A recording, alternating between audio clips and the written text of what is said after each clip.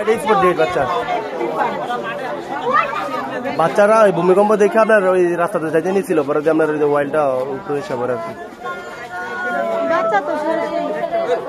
হ্যাঁ, দুজন হসপিটালে, বাচ্চার মা আর একটা বাচ্চার প্রতিবেশী।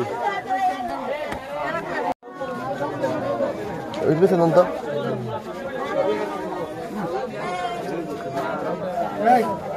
এই সরা সরা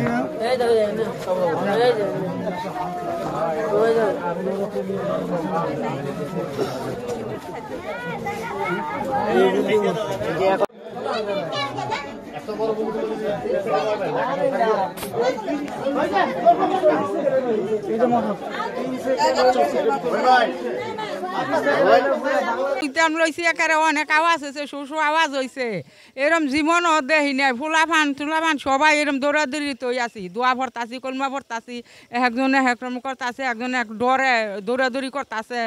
ফুলাফানে ও সবাই ওই বাড়ির এরম বহুত অনেক ই হয়েছে এলাকা। হঠাৎ করে দেখলাম ঘর ঘর ঘর ঘর একটা শব্দ হইতেছে, পরে ঘর দুয়ার সবাই আশেপাশে যা আছে সবাই বাইরে বেরিয়ে গেছে, সবাই আতঙ্ক হইয়া দৌড় হইয়া বাইরে বেরিয়ে গেছে।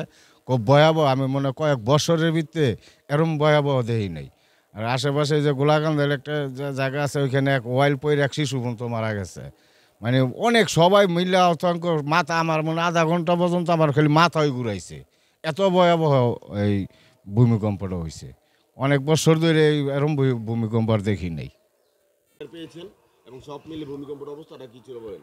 আচ্ছা, আমরা বাচ্চা কাচ্চাদের নিয়ে শুয়েছিলাম, তো হঠাৎ করে এমনভাবে ভূমিকম্পন শুরু হয়েছে, আমাদের খাট ফুটবলের মতো ভাইব্রেশন করতেছিল। তো বাচ্চা কাচ্চারা সব আমরা সবাই ভয় পেয়ে গেছিলাম। তো আমরা উঠে বসলাম, দৌড় দিয়ে চলে আসলাম, দোতলাতে ছিলাম। তো আসলে আমরা খুব ভয় কাজ করছে, বিশেষ করে বাচ্চাদের নিয়ে, যে ওদের কাছে কিছু পড়ে যায় কিনা। আমরা এই বাস্তব অভিজ্ঞতা সম্পূর্ণ কাছে ছিলাম, আজকে দেখলাম, মানে খুব ভয় লাগছিল।